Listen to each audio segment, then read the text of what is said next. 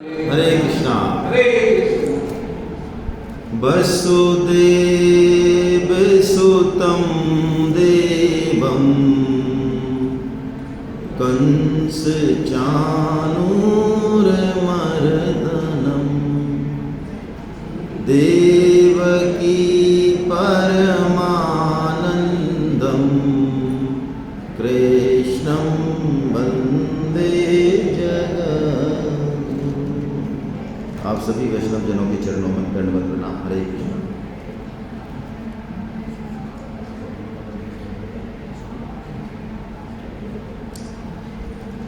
भक्ति योग षटक जो कि अध्याय 7 से शुरू होकर अध्याय 12 तक जाता है, उसके उच्चतम शिखर पर हम लोग आ गए हैं। 12वां अध्याय जिसका नाम ही भक्ति योग है, यहाँ भगवान कुछ विशेष भावों को हमारे लिए प्रकट करेंगे। देखिए, 10वें अध्याय में अर्जुन जो प्रश्न करते हैं, प्राय उसकी शैली वही है जो हम करते हैं भगवान से। क्योंकि जब तक भगवान की भगवत्ता, उनकी प्रभुता, उनकी महत्ता, उनकी करुणा के बारे में हमें पता नहीं, तब तक हमारा भाव भी वैसा ही रहता है। अर्जुन कहते हैं, प्रभु मुझे अपनी संपूर्ण विभूति बताइए। लेकिन भगवान तुरंत कहते हैं कि नहीं, मेरी विभूतियां अनंत हैं, मैं मुख्य मुख्य बताऊंगा। और अंत में भगवान 10वें अध्याय के अंत में एक बहुत महत्वपूर्ण क्लू देते हैं अर्जुन को कि तू क्या समझ रहा है, तू क्या विभूतियों के चक्कर में पड़ा हुआ है। ये संपूर्ण विभूतियों का केंद्र तो मैं खुद तेरे सामने बैठा हूं। अथवा बहुन एतेन किम ज्ञातेन तवार्जुना विष्टभ्यम है मिदम कृष्ण। यानी ये संपूर्ण सृष्टि, कोई बात नहीं, आप लोग इधर ध्यान दें, उनका थोड़ा सा प्रॉब्लम है ना, वो डील कर रहे हैं अपने आप। हम लोग क्यों इतना, हम उनसे बेटर हैं। हाँ, उनकी समस्या है, वो जानबूझ के नहीं कर रहे हैं, वो लोग डील कर लेंगे, हम लोग इधर ध्यान दें।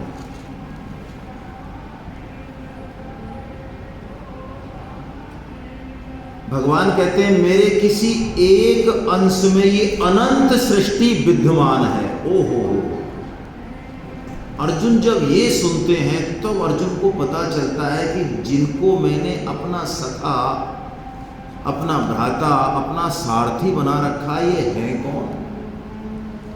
भगवान की कितनी करुणा, कितनी कृपा अभी हमारे ऊपर है। यदि हमें उसका इल्म हो जाए एक अंश में, तो हमारी खड़े खड़े समाधि लग जाए, हमारी आंखों से आंसू रुके ना। ये बिल्कुल पक्की बात है। खड़े खड़े हम ऐसे ध्यान में चले जाएं जैसे संत रामकृष्ण परमहंस चले जाते हैं कि भगवान की कितनी करुणा कृपा हमारे ऊपर है, हम चाहे जैसे हों।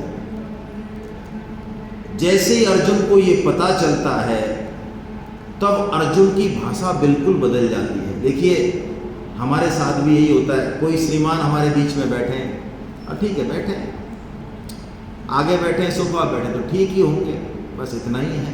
लेकिन कोई बताए कि अरे साहब, ये तो स्वामी जी के साथ रहे हुए हैं, स्वामी जी ने इनको गोदी में खिलाया, इनका नामकरण किया है, हजारों हजार जो है बातें स्वामी जी की इनकी, तो और इनका तो ऐसा वेदों पे, उपनिषदों पे ऐसा इनका अधिकार है।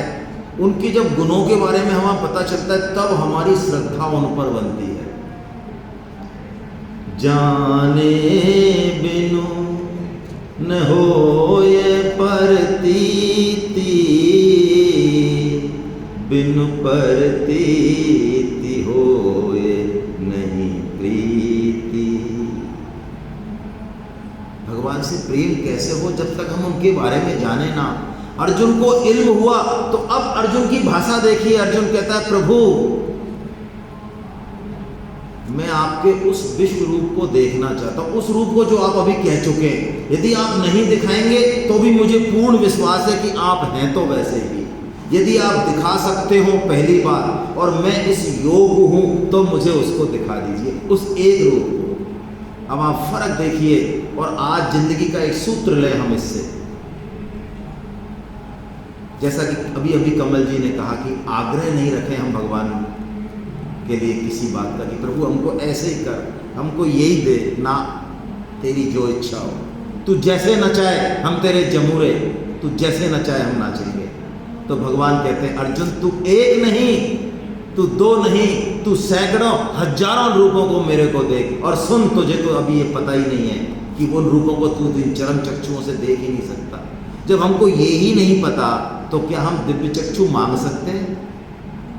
भगवान कहते हैं वो दिव्यम ददामि ते चक्षुम पश्यमे योगमैश्वरम, मैं तेरे को दिव्य चक्षु भी देता हूँ।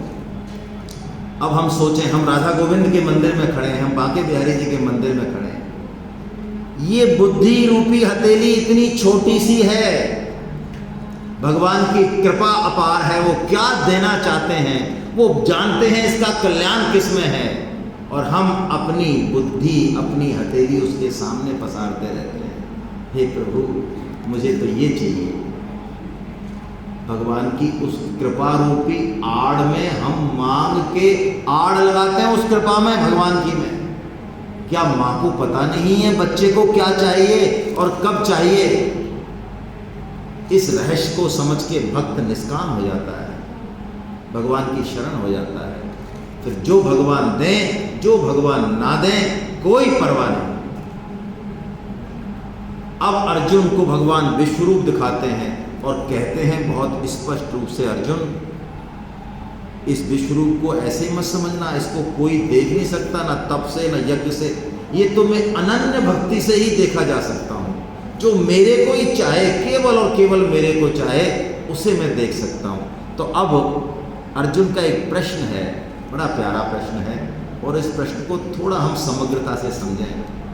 हिंदू धर्म में ये बड़ी विडंबना ही कहूँगा मैं, इतने इंटेलेक्चुअल्स होते हुए, माइंड होते हुए भी हम कभी एक मत हो नहीं सकते, आज भी नहीं हो सकते, ना पहले हुए ना अब हो सकते हैं। उसके पीछे कारण यही है कि हमने समग्रता को ना तो कभी जानने की कोशिश की। हम निर्गुण के उपासक हैं तो हम ही सर्वश्रेष्ठ हैं, हम सगुण के उपासक हैं तो हमारे बराबर कोई है ही नहीं। हम इसको मानते हैं, हम उसको मानते हैं, हम भगवान शिव को, हम रुद्र को, हम विष्णु को, हम जो मानते हैं वही सर्वश्रेष्ठ है, उसके अलावा सब बेकार है। ऐसी खूब मंडूकता हमारे अंदर घुसी हुई है।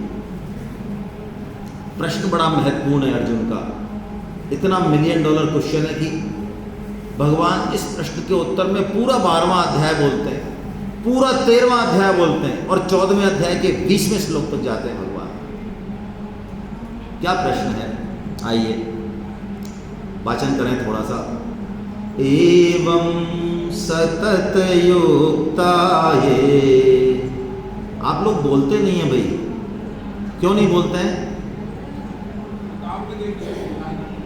देख नहीं रहा है तो किताब में देख लें। नहीं बोलते क्यों नहीं हैं आप लोग? कोई समस्या है? नहीं तो कितने से लोग बोलते हैं, जो 5-7 लोग कह रहे हैं वो कह रहे हैं हम बोलते हैं, वो तो सुन रहा है मुझे।